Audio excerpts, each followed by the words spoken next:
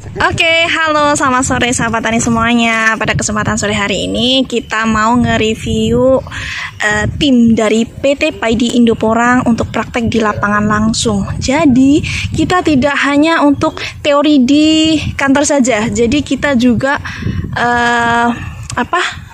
yang prakteknya juga harus bisa, ngomongnya di ruangan juga harus bisa. Jadi staf PT PIP pada sore hari ini diterjunkan di lapangan untuk mereview langsung, untuk praktek langsung gimana sih untuk penanaman bibit dengan sistem polybag. Jadi bibit yang sudah ditumbuhkan di tempat penangkaran kita suplai langsung ke lahan-lahan yang sudah siap untuk penanaman. Oke, langsung saja.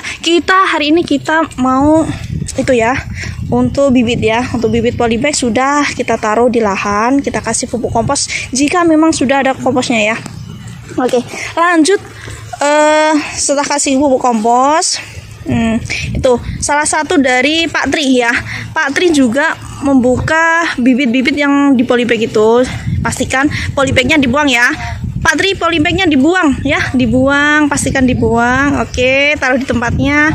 Nah, terus lanjut untuk pengaplikasian pupuk kompos. Nah, pastikan pupuk kompos sudah fermentasi ya. Habis itu kita bungkus. Kita kasih tutup ya. Pastikan lahan kemarin sudah siap, sudah penggemburan. Kayak gitu. Oke, terus kita mau tanya nih dengan Pak Ribut. Pakai polybag. Karena kalau bibit dari katak maupun bibit dari umbi sudah tidak maksimal. Dan solusinya pakai bibit polybag, caranya sistemnya penanaman seperti ini. Oke, lanjut ya Pak. Kita mau nge-review Pak Edi. Oke. Selamat sore Pak Edi. Oke, selamat sore Mbak. Oke, kita mau tanya-tanya nih ya Pak. Banyak dari customer itu menanyakan. Ya. Katanya spek bibit pada musim saat ini tuh harus bibit tanam dari polybag ya. Terus ada nggak kriteria yang harus disiapkan, misalnya jangan pernah salah ambil bibit. Itu yang pertama. Itu yang kedua, gimana sih tipsnya dari PT PIP Paidy Indoporang merekomendasikan bibit polybag itu yang seperti apa, yang kualitas standarisasinya oke untuk penanaman untuk kategori bibit polybag. Mungkin bisa dijelaskan Pak? Oke, yang pertama adalah kita lihat dulu jenis bibitnya. Bibit yang paling bagus adalah pertama dari katak, bukan dari bunga. Hati-hati ya. Jadi dari bunga itu resikonya juga banyak. Terus faktor juga tahu bibit bunga biasanya satu itu lebih bulat ketika daunnya. Oh, jadi ciri-cirinya dari daun Pak ya? Dari daun itu pendek, kecil, terus bulat, itu dari bunga. Hati-hati. Kalau di bunga mungkin kita 4 musim baru panen, itu satu. Yang kedua, bibit polybag yang benar-benar katanya matang pohon adalah kriterianya seperti ini. Jadi sebok yang sudah bertunas 2 itu untuk siap tanam. Jadi kalau belum ada tunas ini sebenarnya kurang maksimal untuk ditanam. Walaupun sekecil ini pun, kalau sudah muncul tunas kedua itu sudah siap. Jadi yang bagus itu sebenarnya harus muncul tunas yang kedua. Itulah kriteria untuk pembibitan penanaman sistem polybag. Oke, jadi ini bibit yang ditanam ini mayoritas sudah tumbuh tunas kedua ya Pak ya? Betul, harus tunas kedua kalau kami asumsi seperti itu. Oke, terus ini saya mau tanya nih sama Pak Koko nih ya.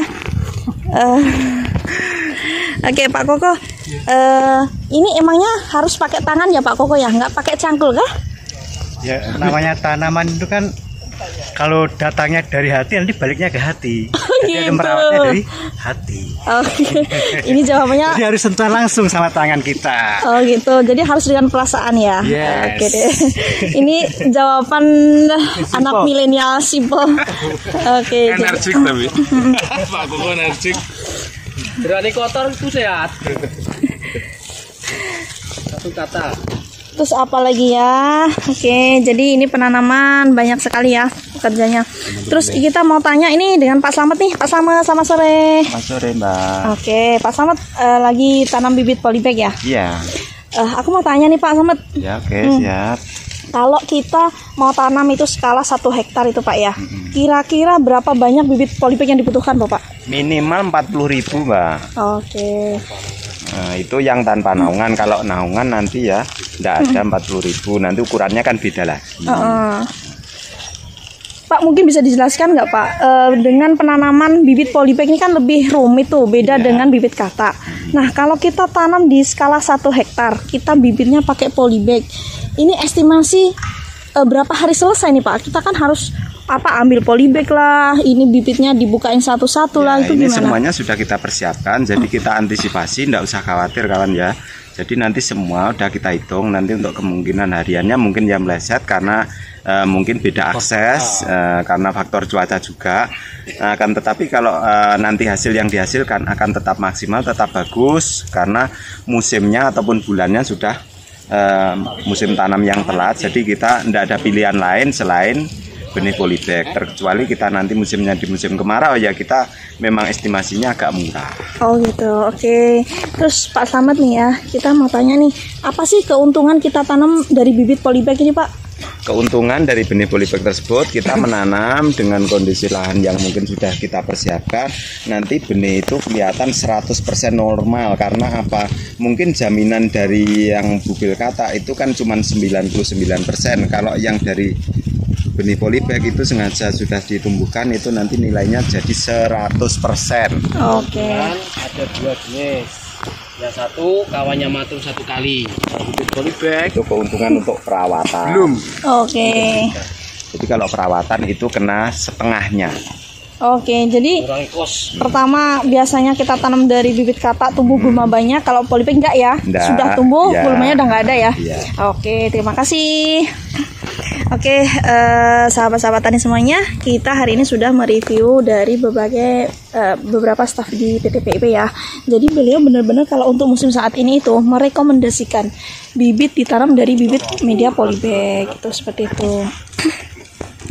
Jadi hari ini itu bener-bener ya, staf PT PIP harus bisa menanam juga bisa, menonton juga bisa, praktik di lapangan juga bisa. Jadi kita harus serba bisa.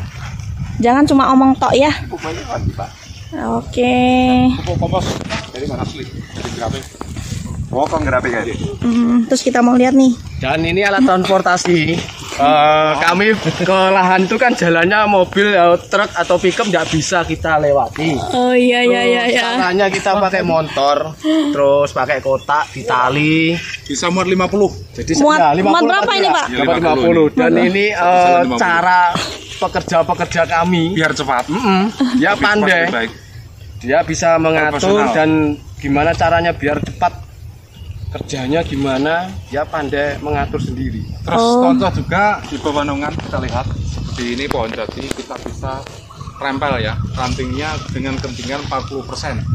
Oke. Biar lebih nanti cuacanya untuk siklus sinar matahari nanti biar lebih terbuka. Oke. Jadi ini tadi Pak Ribut menjelaskan bahwa dari pekerja itu sangat inovatif sekali. Mereka tuh kreatif karena berhubung lahan yang ditanam ini benar-benar di dalam hutan belantara ya.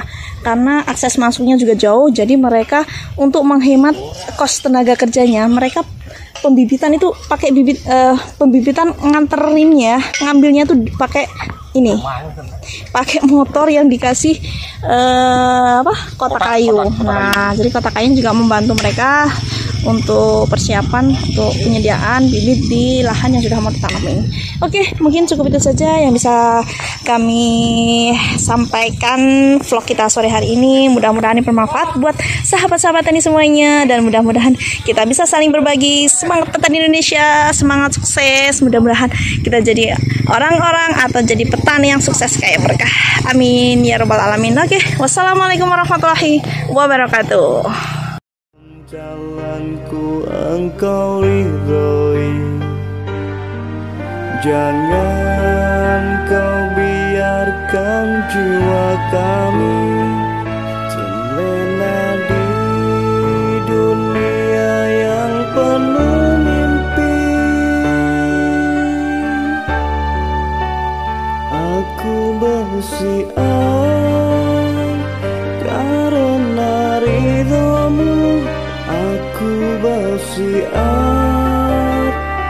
karena izinmu.